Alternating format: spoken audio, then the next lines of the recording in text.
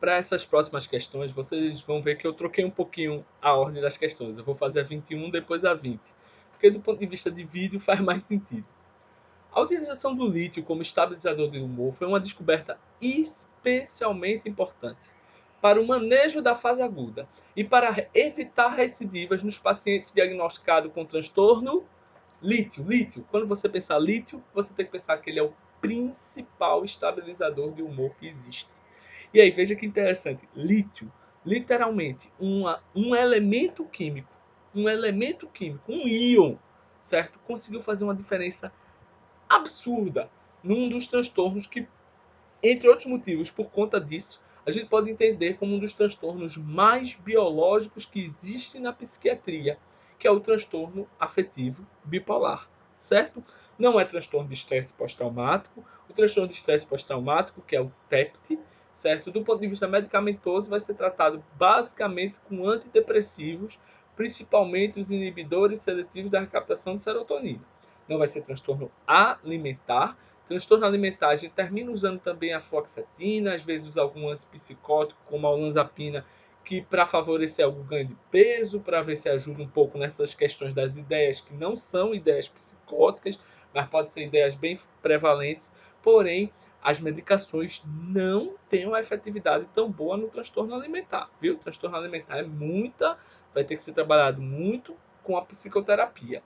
Transtorno de personalidade esquizoide é um transtorno de personalidade, portanto a gente não tem medicação propriamente dito para isso. E transtorno somatoforme é uma forma de transtorno de somatização. Também é muita psicoterapia, a gente não tem medicação para isso. Já para o transtorno afetivo bipolar, o lítio, que é uma das principais medicações que existe no mundo, pode causar uma diferença imensa na vida do paciente, tanto na fase aguda, seja da mania ou da depressão, quanto na manutenção. Ou seja, se a pessoa continuar usando lítio, ela pode evitar ter novos episódios de depressão ou de mania, tá certo? Por isso que essa questão está aí, é muito importante a gente pensar no lítio. Aí vamos lá. Tradicionalmente, o lítio vem sendo empregado como tratamento do transtorno de humor bipolar. Em caso de intolerância ao lítio, particularmente nos quadros maníacos, uma alternativa são agentes anticonvulsivantes como... Aí veja só, como uma questão pequena tem tanta coisa para explorar, tá certo? Primeiro, Pedro, intolerância ao lítio é comum de acontecer? Infelizmente é. Como a gente viu, o lítio é uma medicação muito importante, uma medicação que pode causar muita diferença na vida do paciente, tá certo? Mas algumas pessoas não toleram. Não toleram, seja pelo ganho de peso, seja pelas náuseas, pelos vômitos. E o lítio tem uma coisa muito importante. A dose terapêutica do lítio é muito próximo da dose tóxica. De forma que, de maneira regular, e toda vez que houver alteração de dose, alteração, tomava um comprimido, passou a tomar dois, tomava dois, passou a tomar três, toda vez que houver alteração de dose, ou até mesmo não está tendo alteração de dose, mas já passou 6 meses ou um ano, tem que fazer a litemia, o exame de sangue do lítio. É um exame de sangue que vê o quanto de lítio tem no sangue. Ah, Pedro, que massa! Então você tem um transtorno, como o transtorno bipolar, que é um diagnóstico psiquiátrico, que você faz o exame de sangue para ver se a pessoa está com transtorno bipolar, não é isso? Não, não e não. Tenho até medo dessa frase agora, porque alguém pode pegar o vídeo, editar e parecer que eu estou falando uma besteira dessa. De forma nenhuma, tá certo?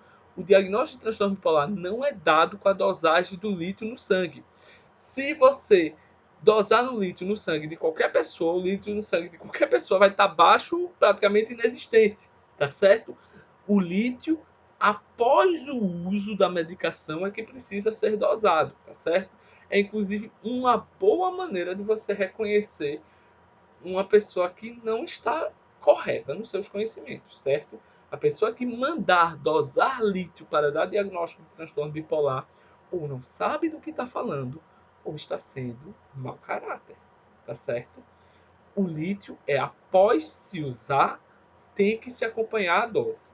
Aí você diz assim, aí a questão diz assim, em caso de tolerância do lítio, particularmente nos quadros maníacos, uma alternativa é Se a questão terminasse aí, uma alternativa é Aldol seria a resposta.